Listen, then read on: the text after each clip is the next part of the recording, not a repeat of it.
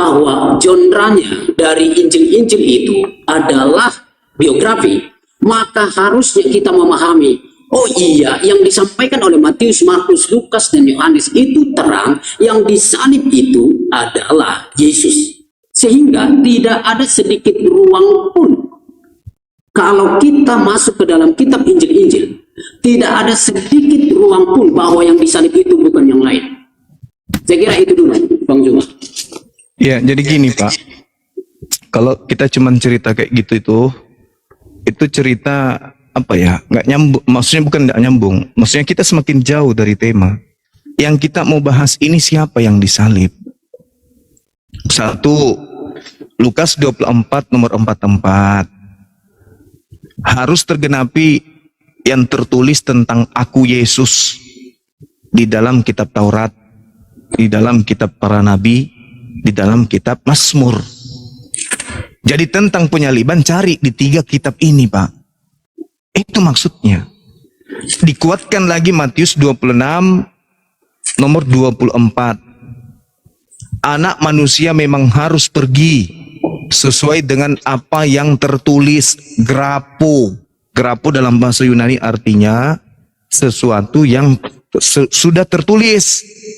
Sedangkan perjanjian baru pada saat itu belum tertulis. Berarti jangan mencari alasan Yesus disalib karena dosa, Yesus disalib karena ini, karena itu baru tertulis. Sedangkan bukan itu yang menjadi acuan Yesus. Kepergian Yesus meninggalkan Yerusalem ke langit itu sudah tertulis di dalam kitab Perjanjian Lama. Itu yang harus dicari. Kenapa? Karena terjadi simpang siur pemberitaan antara apa yang diceritakan di Yohanes dengan apa yang diceritakan kemudian di kitab Perjanjian Baru lainnya. Seperti surah-surah Paulus. Yang kita sedang bahas ini Yesus. Yesus, anaknya Maria, meninggalkan dunia ini dengan cara apa? Apakah terangkat tanpa penyaliban atau disalib dulu baru terangkat? Kalau terangkat tanpa penyaliban, tetapi penyaliban itu tetap ada, berarti yang disalib ini bukan dia. Ini yang kita cari, siapa yang disalib? Kalau menurut data-data yang saya sajikan, saya sebutkan datanya.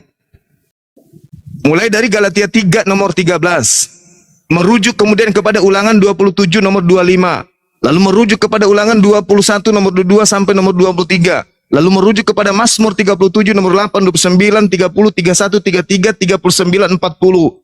Lalu merujuk lagi Amsal 17 nomor 23. Lalu merujuk lagi Keluaran 23 nomor 7. Merujuk lagi Amsal 21 nomor 18. Amsal 11 nomor 6, nomor 7, nomor 8. Tidak ada jalan kemudian untuk Yesus itu disalib. Tak ada jalannya. Bagaimana caranya Yesus mau disalib? Tak ada jalan. Lain cerita kalau Bapak mengambil kitab-kitab Perjanjian Baru. Karena misalnya Roma 5 nomor 12, karena satu orang masuk ke dunia, maka masuklah semua dosa ke dunia. Maka harus ada satu orang jadi korban. Lain itu ceritanya. Yohanes 1 nomor 29, itu lain cerita. Ini Yesus mengukuhkan, saya harus naik meninggalkan bumi sesuai dengan apa yang tertulis di dalam kitab yang saya sebutkan tadi. Dan ternyata memang Yesus naik itu tanpa penyaliban. Berarti yang disalib ini adalah orang terkutuk. Nah, saya ingin mengerucutkan permasalahannya. Siapa yang terkutuk pada masa itu? Yesus kah? Atau Yudas? Kalau Yesus, apa alasannya dia terkutuk? Apa dosanya sampai dia dihukumi terkutuk? Tapi kalau Yudas, apa dosanya? Jelas. Matius 26 nomor 14, nomor 15. Jelas itu, Pak. Tidak ada keraguan. Nah, tolong tunjukkan ke saya data. Yesus ini terkutuk. Apa sebabnya? Misalnya, kalau saya ditanya, siapa yang terkutuk? Yudas. Mana dalilnya? Ulangan 27 nomor 25. Terkutuklah orang yang makan suap. Di mana Yudas makan suap? Matius 26 nomor 14, nomor 15. Jelas toh? Nah, sekarang Anda bantah. Ah, bukan Yesus. Kasih dalil. Mana dalilnya? Apa salah Yesus? Apa dosa Yesus sampai dia harus dikutuk? Tunjukkan. Satu aja. Silakan. Ya, baik, Bang Zuma. Oke. Begini, saya kira Bang Zuma sekali lagi ketika melihat kitab Matius seolah-olah buka mata di satu pihak tapi tutup mata di satu pihak. Artinya begini, tidak ada di ayat-ayat lain yang Anda ambil itu di dalam perjanjian lama dibicarakan soal salib. Tidak ada. Konsep adanya penyaliban yang akhirnya menuntut adanya siapa yang disalib, Bang Zuma masuk ke kitab Injil-Injil. Tetapi soal siapa orangnya, Bang Zuma lari ke perjanjian lama. Saya kira ini bukan konsep berteologi yang tepat. Untuk aspek bahwa adanya penyaliban masuk ke Injil-Injil. Tetapi soal nama tutup mata di dalam Injil-Injil. Coba saya buka nats ya. Di dalam Matius pasal yang 20 ya. Matius pasal yang ke-20 mulai dari ayat 17, 19 soal Yesus, soal penyaliban itu atas pernyataan diri Yesus langsung. Ya. Jadi Yesus mengatakan bahwa dia akan disalibkan. Oke. Nah, jadi begini, saya pakai ini sebagai landasan untuk mencoba memasuki apa yang Bang Zuma sampaikan di perjanjian lama.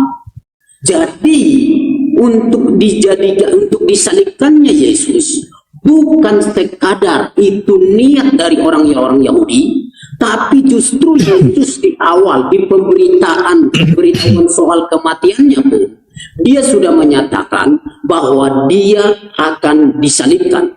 Itu Matius pasal 20 ayat 17 sampai 19. Kemudian Matius pasal 26 ayat 2 pun ternyata kisahnya berlanjut bahwa ternyata dia sudah waktunya untuk disalibkan. Lalu Matius pasal 27 ayat 22 dan 23 posisi Yesus itu sudah disalibkan paralel dengan Markus pasal 15 ayat 25. Dan artinya Yesus itu betul-betul dikisahkan dari satu kitab yang sama ditulis oleh satu orang, bukan beberapa orang. Saya sebut dalam Injil Matius, bukan masukan atau ide-ide dari orang-orang lain, dari satu orang. Yang saya katakan konsistenannya Bang Zuma sungguh luar biasa di sini. Untuk soal aspek penyaliban, kata salib, kata penyaliban itu diambil dari Matius, tapi soal orangnya dia tidak mau baca itu, tidak mau terima itu. Nah lalu konsep itu dibawa kemana-mana, ke ayat mana-mana. Nah lalu soal orangnya, nah lalu dipaksakan itu adalah Yudas. Silakan kata salib saja.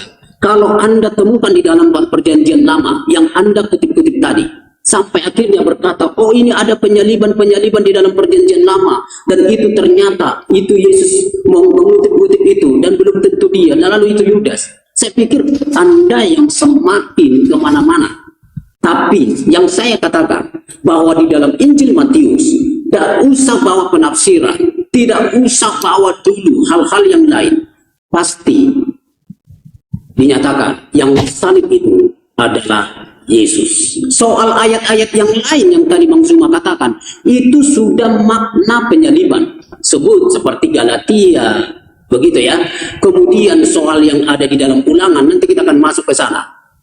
Itu adalah makna dari penyaliban, tetapi bukan secara literal menyatakan ini ada peristiwa penyaliban. Tidak. Boleh. Silakan buka ayat itu Bang Zuma, tunjukkan ke kita bahwa di situ ada kata salib.